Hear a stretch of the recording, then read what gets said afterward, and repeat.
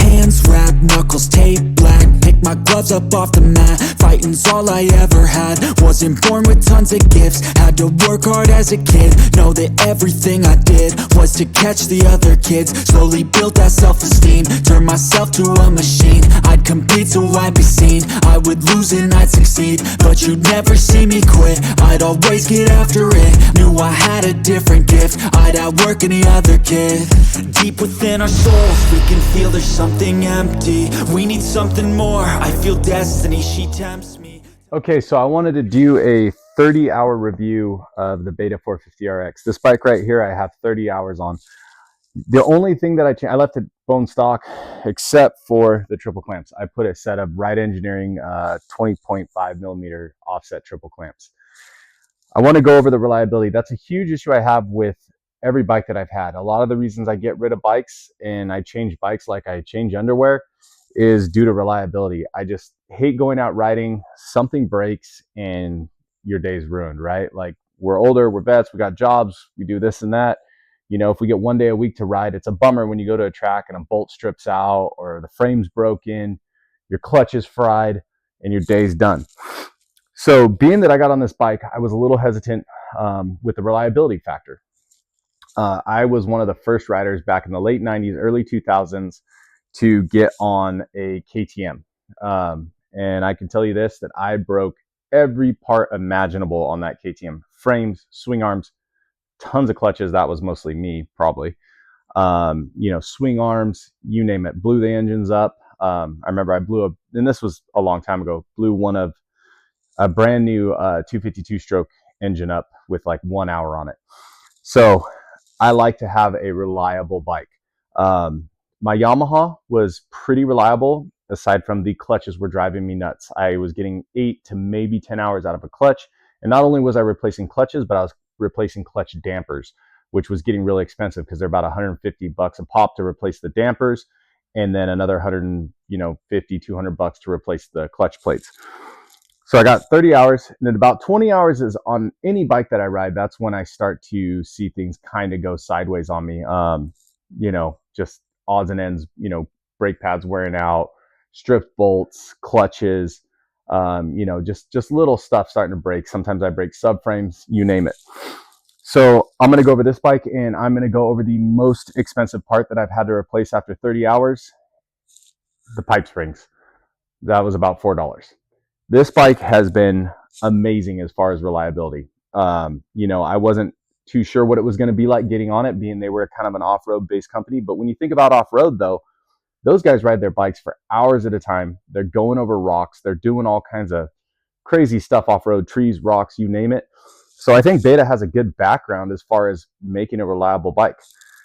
30 hours, I still have the original clutch in here. That was, I would say, the difference. The Yamaha is a very reliable bike.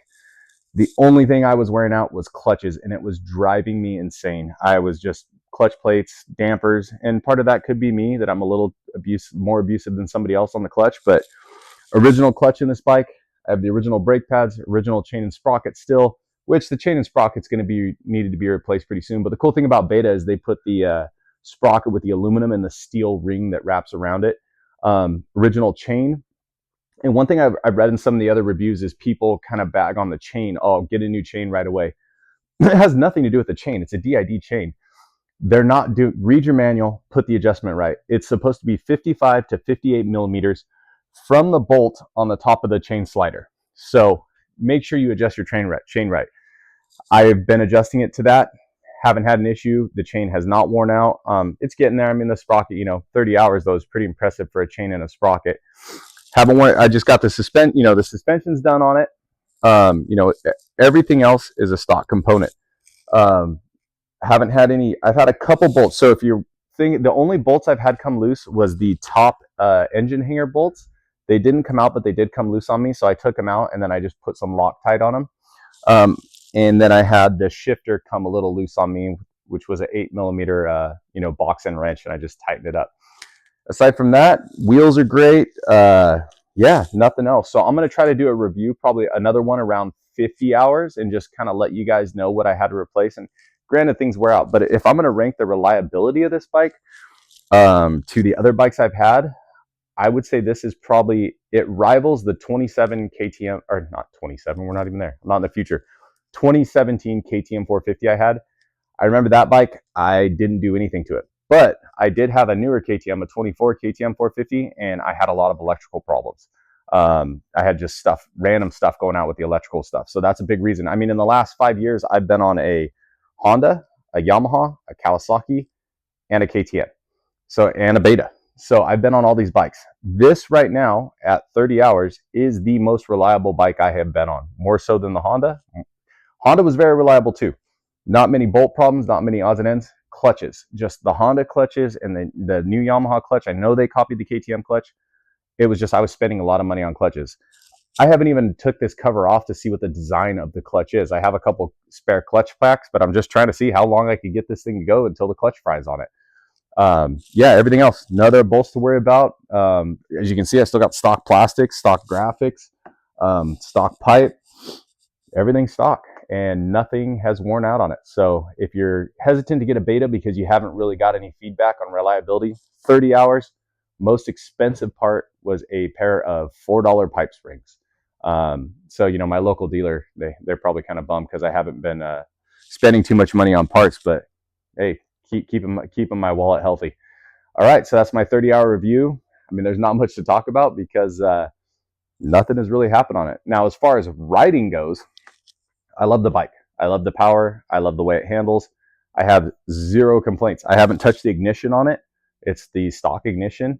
I know some people said it kind of had a off feel to it, but I don't notice that one bit. I've ridden this bike on Supercross. I've gone through Supercross whoops.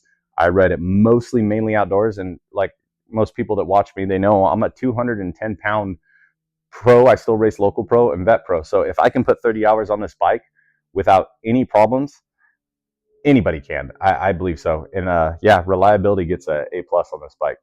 So I'll update you guys in the future and let you know what other little odds and ends.